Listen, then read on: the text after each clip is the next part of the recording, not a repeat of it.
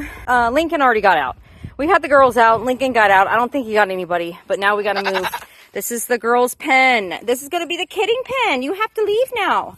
So Romeo's turn. You get to come out. All right, I don't have my goat halter. There's a goat halter that goes over the nose, but I have this really loose on him, and he's going to want to go where his friends are. Well, he's going to want to go where the buck is first. I mean, where the girls are first. Romeo, you're such a goof. Oh my gosh. All right, come on. Let's go. Come on. You're stinky, but you're handsome. Yes. Thankfully, the girls love the stinky. Yeah, come on. He's going to do circles around me. Over there are the girls. Now, he's going to go back. Oh my gosh. He's going to go back on the opposite side of this shed. The second shed, not the first shed. Come on. Now, Nellie is out, but she's already pregnant. She was pregnant by Lincoln. So let's see. 2 girls in heat right now. And he knows it. Well, there's Esther in the middle there. I don't want her pregnant yet. Oh, yeah. Oh, he's going to start his... And then that's a Weather right there. That's Toby. And he's a Weather. That's Nugget. La Matcha. Come on. Oh, he's not going to like that. I need food. I'm going to need food. Yeah. Let me get an imaginary food bowl. Hey, Lincoln.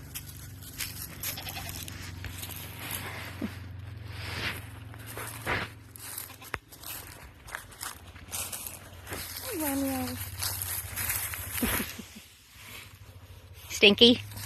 Okay, so I'll update y'all in more videos. I'm gonna make some candles, but that's Bubbles. So she's going into the kidding yard. Chloe is going into the kidding yard. Hi, Chloe. Sarah, my Alpine Mini, is going into the kidding yard. So you two are going to have to go without your mama. And then there is Bonnie over there. She's going into the kidding yard. She's Bubbles' sister. So that's my 4. 5, Nellie's on the other side of the fence over there. She's going to have her own space because she's like lowest on the totem pole. The rest of the goats aren't really nice to her. So, and I've cut off the back here because that comes to the bucks. This will, and I don't want them breeding through the fence, so we've cut this off and they can't get back there. So they can't get close to the boys, the ones that aren't bred. This one's in heat right now. Yeah, Emma. All right, and the cats are being nosy. Let's go make some candles. Hey guys, happy new year. So excited about this new year of sharing everything life on the farm here, from goat babies to our equine ministry. We work with the youth and also my skincare company, and I just hope to encourage you this year and all that you desire to do. Today we're going to make beeswax candles. Hey guys, well, it definitely looks like it maybe a little bit has exploded in my soap studio. This is a mess right now. So I've been making, what did I make? 27, almost 30 pounds of soap yesterday. And this is getting all ready for the new year, but I want to give you all a sneak peek because this is coming out New Year's Day. So happy New Year if I didn't say it in the opening of the vlog. But I made these little mushroom soaps. So I'm starting to take, so you can take, if you have soap that you have left over, like this is from the night before. So I'm just taking pieces and rolling them into balls and putting them on top of where, I think it's this one that has the little like circles on it. So I'm just putting them over those circles. This is gonna go on top of a soap. So I'm doing a collection. I like doing either quarterly collections, soap collections, or monthly soap collections. So it's going to be a cottagecore collection. There'll be 3 soaps within it, but I'm also going to be doing for Valentine's Day love notes, which is a lip butter, body butter, and 2 soaps that are going to be wrapped and wax sealed in like love note paper. So that's going to be for anybody. Like, send it to your mother, your sister, your aunt. Doesn't have to be a significant other. It can be, Valentine's Day can just be another day to tell someone that you love them. This is the Pink Hippie. This is what I named my soap company after, because when I made this soap, I was still under the Steadfast Trail Farm, which is the name of our homestead, our farm, where we do equine therapy for kids. Open our farm to the public to let them enjoy, the goats and snuggle goat babies, all those things. And then I had to switch it over because our equine ministry is a nonprofit. Started making way more in soap selling than donations, so I ended up turning it into an LLC. Anyway, the LLC donates money to Steadfast Trail Farm, so that it helps us pay, food for the animals, all that kind of stuff, along with donations. But donations, it's been a tough few years for donations, I will say that. So this is my face bar. So I will cut these in vlog 2. You will see the cutting of these in vlog 2. So make sure you subscribe. And then, so this is my face bar, hibiscus and honey. And I love using honey in my soaps because it gives them really great, it's another thing that gives a really great lather. And then this is the last one I poured. This is Goodnight Farm. So it has a crescent moon with a whimsical sky. Hopefully starry whimsical sky. We will see. But I'm going to clean this all up. And we're gonna make candles, but let me get y'all set up on my big tripod. There it is. I was looking for that. And we're gonna get going. I'm gonna tell y'all, I battled with making beeswax candles, but now I'm in the groove. I've got it down and I wanna share that with you because you can make them for your home. Please don't burn petroleum candles. They're horrible. It's just like, why don't you just turn your car on in your house? I mean, it's bad. It is not even talking about the fragrances used in these candles. Causes asthma, respiratory issues. It can cause headaches. There's a lot of stuff that it can, not good. So that's why I want to teach you to make beeswax candles. I do use a little bit of coconut oil within the beeswax. It helps stabilize that beeswax, helps it melt and burn without cracking. That's a good thing. So I've learned that through the years of making candles.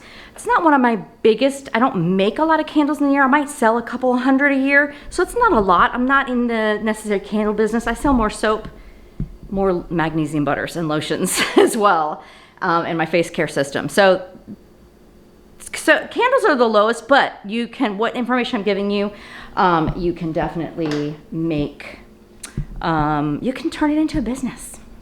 Just need to test your candles. But today I will talk about the vessel I'm using, the wick that I'm using, and the mixture that I'm using. I'm going to be doing my Calm candle, which is a lavender cedar wood. I will talk about scents. When you are using your essential oils, what is a good ratio to add to make sure that you have a good hot throw? What is a hot throw? All those things I'm going to answer. But let me get this cleaned up. Well, I tell you, it is a beautiful day to make candles because it is rainy and yucky outside. So I usually go to an apiary, to a beekeeper, to get wax locally.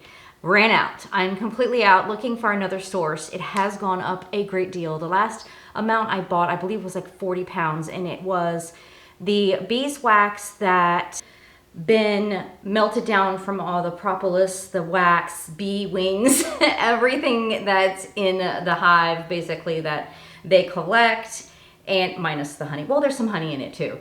But I render that down through a crock pot and a pillowcase. I put all my chunks of beeswax in there in a pillowcase, and I set it down in about maybe 2 inches of water in the crock pot.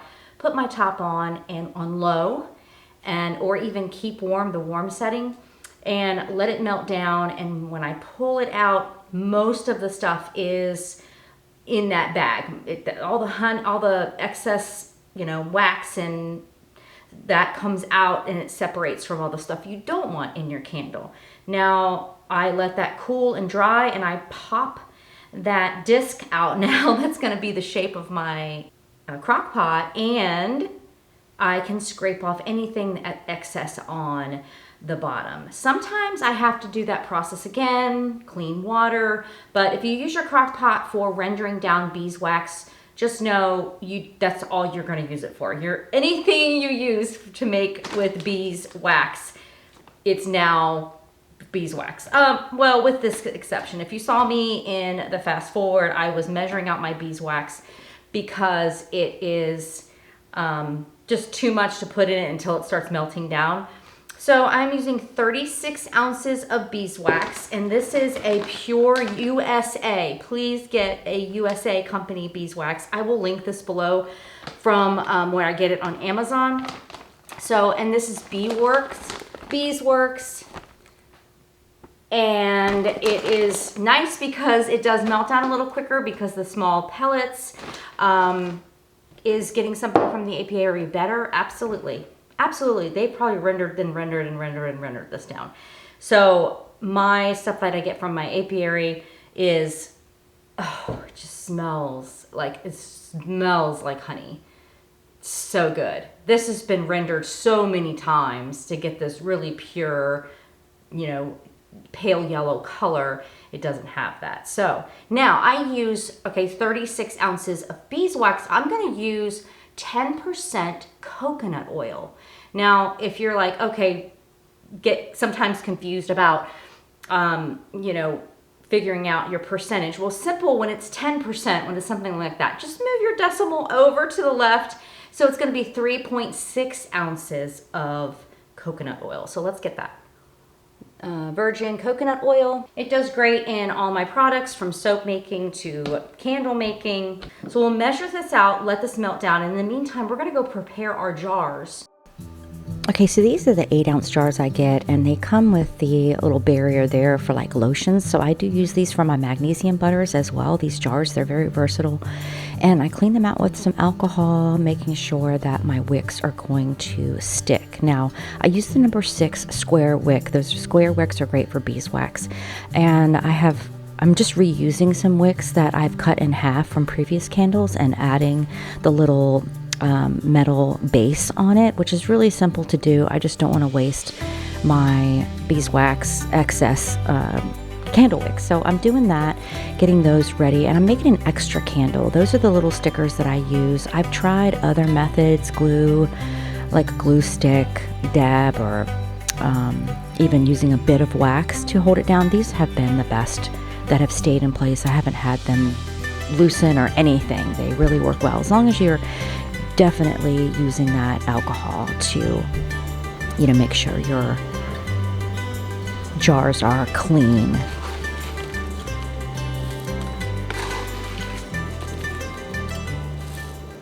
Okay, a little bit about essential oils. So whether you're adding essential oils to your soaps, to candles, whatever you are making, it is great to do a blend, because in essential oils and fragrances too, there's a top note, a middle note, and a bottom note. Now lavender is a middle note. Lavender will stay pretty well in soaps. Top notes are going to be those citrusy notes that can tend to burn off quickly in soap, or won't bring a good hot throw, and that means when the candle is burning, that scent that you get from the candle, it typically won't put a good hot throw, because that essential oil gets burnt off, that scent gets burnt off. If you look on, especially on Crafter's Choice, or you can look it up where you get it, it tells you what the flash point is, and that is a temp. I always try to pick something that is 200, because I know my wax, I'm not going to get it that hot. I know when I'm putting my essential oils into the wax, it's going to be right about 160, 155, and I will stir the essential oils that I'm putting in for about 2 minutes to make sure it's incorporated in that wax, and then I'm going to get a good scent. Now, I add a bottom note. A bottom note is, if you think about the foundation, the base, that's what's going to hold in these other notes, so to speak. I don't have a high note in this because it's calm. That's my soap, that's my candle, and also my body butter that I make. I don't put cedarwood in my body butter, but in my soap and my candle, I put lavender and cedarwood. Cedarwood is great to add a little bit in to help stabilize the other oils, other scents that you have in your products. So yeah, that's the basis. If you can think of something, if I was going to add a high note, I probably would pick bergamot to go with this. Just a great blend. It would help bring it in. You'd still get a little bit of that citrus smell. I do 7% of essential oil in my candle. So I have 36 ounces of beeswax melted down, 10%, which is 3.6 ounces of coconut oil, and then I will do 7% of my essential oil. Now I will do more of my medium note than I will do my base note, because the base note will take over. Base notes are woodsy, sandalwood, that musky scent, and you want that to be that bottom note to kind of hold everything together. So that is a basis for anything that you're going to make, that you want that scent, that fragrance to come through, whether it's for your soap. I do the same process in my soap. I try to add 3 to 4 essential oils, or even if I have a natural fragrance that I get from Crafter's Choice, Wholesale Supply Plus, I will add an essential oil or something that's going to hold it down, a base note of some sort that's going to hold it in. So just wanted to give you all that, and so that you can really make custom fragrances. You can make your own thing. That's how I came up with the Pink Hippie. I do make a candle, the Pink Hippie, and it's almost like this really great, I don't want to call it perfume because perfumes give me headaches, but it's a really great scent that I custom blended and put it in my core line that I sell out so fast, so fast.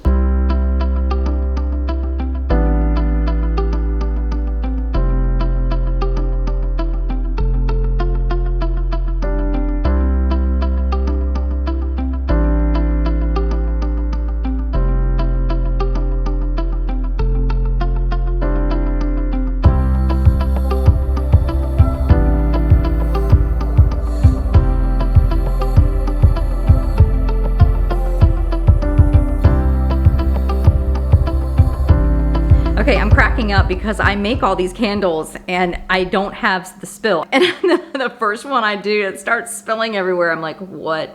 Anyway, 5 candles, 5 3/4 of a candle. So that 3/4 of a candle, I'm not picking them up to show you because they're still cooling and I do not want to mess with them. As of right now, I have no sinkholes. Sinkholes are the things that where some things are cooling, there's a hot spot in there and it just kind of caves in and it doesn't give a nice smooth top. It's not the end of the world if that happens. You just, once it's done cooling completely, you just take your heat gun over top of it, let it melt a good layer, and then let it cool again. It should be fine. No worries. You just don't want to sell or burn that in your house because it could, you're going to have it cave in and you ruin your candle. It could get excessively hot. So there's just those things that you want to make sure. If you're selling your candles, you want to make sure that you have a safety sticker. Typically, I put mine on the bottom. Really simple. I'll put that down below too. I get them on Amazon. I bought them 2-3 years ago. I still have so many sheets. It's not even funny. There's so many in the pack for like, I think I might have paid $10 for them. I don't know. I'll put that down below. So I'm going to wait. I'm going to let these completely cool. I just leave them alone. Patience is not one of my strong suits. I have a hard time waiting, so I just have to walk away and do something else. And the little bit of wax that I got, you saw me clean that up on the side. Once it's completely cool, I just scrape that off. And I wipe the jars down anyway with rubbing alcohol. And I put my tops on. Then I put my labels that I make on Canva and use online labels to print them. I get blank labels from them and just transfer my saved design that I created in Canva over to their, Maestro label making, and I print it from there. Really simple. I've developed a really quick way of making that. If there's something you'd like to see, I did do a video a while back on that. But I can do an updated one. So I'm going to wait till they cool. I will cut the wicks. I have a special wick cutter that I'm hoping I put back where it should be, or I might have actually took it back in the house. But it's a metal wick cutter that you can cut your wick. And you don't want it too high. Now, the thing that you really want to do is test. You want to test your candle. This is so important. So you want to burn your candle and make a note at 1 hour. Make a note. What does it look like? Is it is the wax, is it melting straight down and nothing is being melted along the sides? That means either your wick is overloaded or your wick isn't strong enough. So everything that I have here has been tested and tested and tested. But if you use a different essential oil, a different wax, then you're going to test regardless. But this is my tried and true recipe that you can typically, I mean, you can just take this and start a business with it, but testing, you need to test your candles. So you'll let that burn, make a note for that. You want to make a note at the second hour, what does it look like? If it didn't pass the first hour, it's failed. You got to start over again. So that's where I almost gave up. I made so many candles. I made like these little mason jar candles. I think they were like a little 4 ounce. You know, I had beeswax, I had my wicks, I melted it down. Everything was going so great. And then when I went to go burn it, it wouldn't even, the wick was not anywhere strong enough to burn the beeswax candle. And so just ruined, everything ruined. And I was just ready to throw in the towel, was annoyed by the whole thing. And then I was like, no, I want good candles.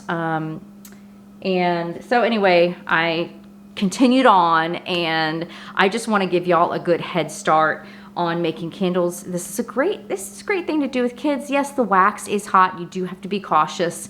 Lay down some wax paper or some parchment paper, tape that down on your counter so you have a safe place. You know, you're not going to put wax on anything. It comes up pretty easy though, just by scraping it up.